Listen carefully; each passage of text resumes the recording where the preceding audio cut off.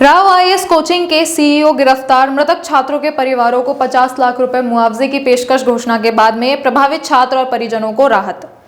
दिल्ली के ओल्ड राजेंद्र नगर में स्थित राव आईएएस कोचिंग सेंटर में 27 जुलाई को एक गंभीर हादसा हुआ, जिसमें कोचिंग सेंटर के बेसमेंट में जल भराव के कारण 3 छात्रों की जान चली गई थी,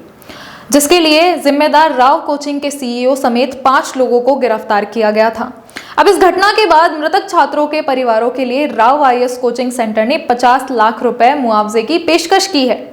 जहां राव आईएएस के वकील मोहित शराफ ने मीडिया से बात करते हुए कहा कि हम मुआवजे की पेशकश कर रहे हैं, जिसमें प्रत्येक मृतक छात्र के परिवारों को 50 लाख रुपए दिए जाएंगे। इसमें से 25 लाख रुपए तत्काल और बाकी 25 लाख रुपए सीईओ की रिहाई के बाद दिए जाएंगे।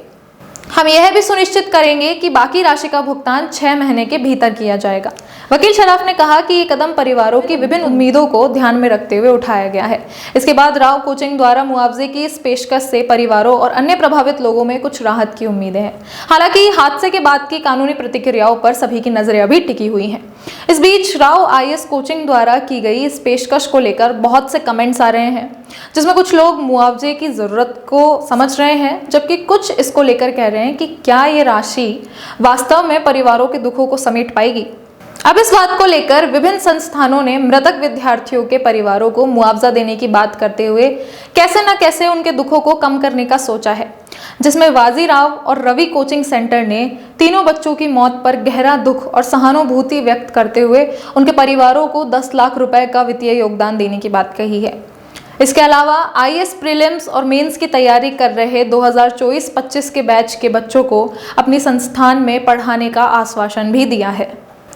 वहीं इस दुर्भाग्यपूर्ण घटना के बाद दिल्ली में कॉम्पिटिटिव एग्जाम की तैयारी कर रहे स्टूडेंट्स ने सरकारी लाइब्रेरी की कमी का मुद्दा उठाया, क्योंकि प्राइवेट लाइब्रेरीज का खर्चा बहुत ज़्यादा होता था, जिसे स्टूडेंट्स अफोर्ड नहीं कर पाते थे, जिसको लेकर दिल्ली की मेयर डॉक्टर शैली ओबेरॉय ने मृतक छात्रों के नाम पर दिल्ली के 4 स्थान राजेंद्र नगर, मुखर्जी नगर, प्रताप नगर और बेर सराय पर कम से कम 4 सार्वजनिक पुस्तकालयों के निर्माण की घोषणा की है।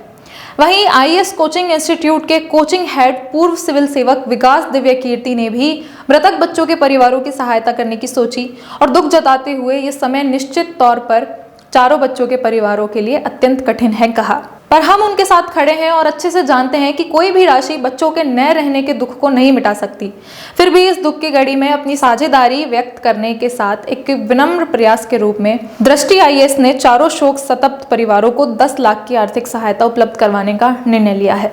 इसके अतिरिक्त राव आईएएस के सभी विद्यार्थियों की मदद करने के लिए हम तत्पर रहेंगे। वो उन्हें निःशुल्क शैक्षणिक सहायता और कक्षाएं भी उपलब्ध करवाएंगे। इस पूरी घटना ने पीड़ितों की परेशानी को तो कम किया है, लेकिन सुरक्षा मानकों की गंभीरता को एक बार फिर से उजागर करते हुए ये सवाल उठाया है कि क्या अब इन संस्थानों में सुरक्षा प्रोटोकॉल का सही से पालन किया जाएगा।